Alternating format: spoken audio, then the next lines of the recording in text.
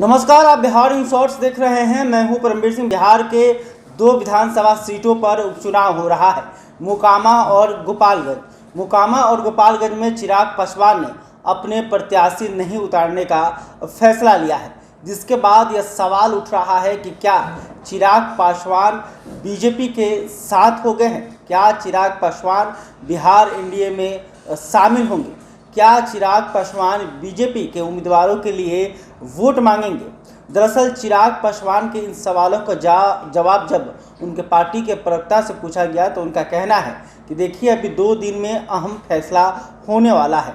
चिराग पासवान ने बीजेपी के सामने जो शर्तें रखी है उन शर्तों का 95% मान लिया गया है, लेकिन 5% पर ही बात अटकी हुई है। अगर ये 5% जो शर्त है वो बीजेपी मान लेती है तो फिर चिराग पासवान बिहार एनडीए में शामिल हो जाएंगे।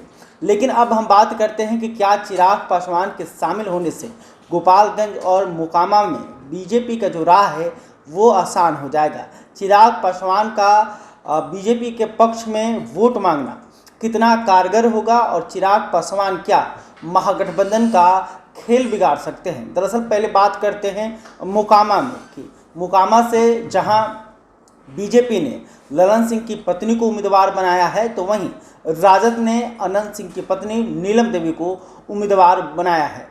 मोकामा में 2 बाहुबलियों की पत्नियों के बीच लड़ाई हो रही है। अगर बात करें जातीय समीकरण की तो मोकामा जो है स्वर्ण बहुल है। यहाँ पे भूमिहारों की संख्या काफ़ी है और भूमिहार भी लगातार यहाँ से लड़ते रहे हैं और विधायक भी बनते रहे हैं।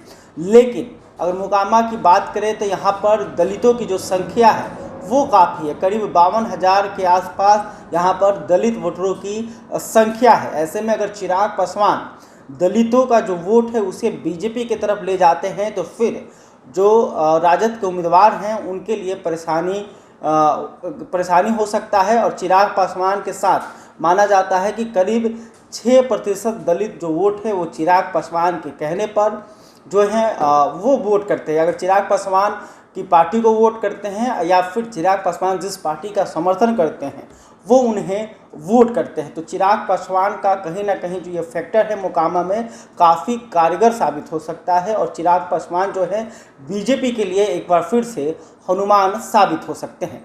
अब बात करते हैं गोपालगंज की। गोपालगंज में जो लड़ाई है वो त्रिकोणीय है, यानी कि यहाँ पे आमने सामने की लड़ाई नहीं है बल्कि 3 मजबूत उम्मीदवार जो हैं वो मैदान में है। अगर बात करते हैं कि कौन कौन उम्मीदवार जो है गोपालगंज से चुनाव लड़ रहा है, तो राजद की तरफ से मोहन गुप्ता चुनाव लड़ रहे हैं। वहीं अगर बात करें तो बीजेपी की तरफ से, तो बीजेपी की तरफ से कुसुम देवी जो है वो चुनाव लड़ रही हैं। इसके अलावा बीएसपी से इंदिरा यादव जो कि साधु यादव की पत्नी हैं वो चुनाव लड़ रही है। साधु यादव मतलब आपको मालूम ही होगा गोपालगंज से पूर्व सांसद रह चुके हैं। इसके अलावा गोपालगंज विधानसभा से विधायक भी रह चुके हैं। लालू प्रसाद यादव के साले हैं और राबड़ी देवी के भाई हैं। तो साधु यादव की पत्नी जो इंदिरा यादव हैं वो यहाँ से दावेदारी कर रही है। इसके अलावा ओवैसी की पार्टी AIMIM के तरफ से अब्दुल सलाम भी चुनाव लड़ रहे हैं। तो ऐसे में अगर चिराग पासवान यहाँ पर बीजेपी के समर्थन में वोट मांगते हैं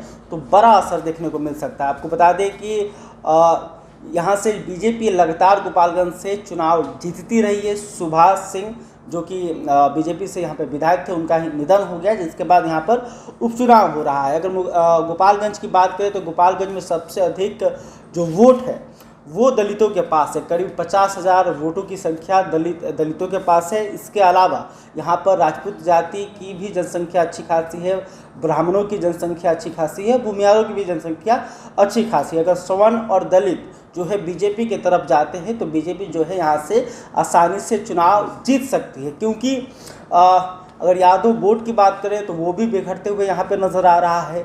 मुसलमान वोट की बात करें तो वो भी यहाँ पे बिखर रहा है, क्योंकि अवैसी दिन की जो पार्टी है AIMIM के जो उम्मीदवार हैं वो मुसलमानों को अपने पक्ष की तरफ खींचेंगे तो कहीं ना कहीं वो राजद को नुकसान पहुँचाएंगे। इसके अलावा जो साधु यादव की पत्नी चुनाव लड़ रही हैं तो वो भी अपने तरफ यादव वोटरों को ही लाएंगी। तो ऐसे में कहीं ना कहीं यहाँ पे जो फ़ायदा है वो बीजेपी को पहुंचेगा। और चिराग पासवान जाते हैं और बीजेपी के लिए वोट मांगते हैं और 52,000 में से अगर 15,000 भी वोट बीजेपी की तरफ स्विंग कर जाता है तो बीजेपी यहाँ से आसानी से चुनाव जीत सकती है। तो ये 2 दिन काफ़ी अहम होने वाले हैं कि चिराग पासवान अगले 2 दिन के अंदर क्या फैसला लेते हैं।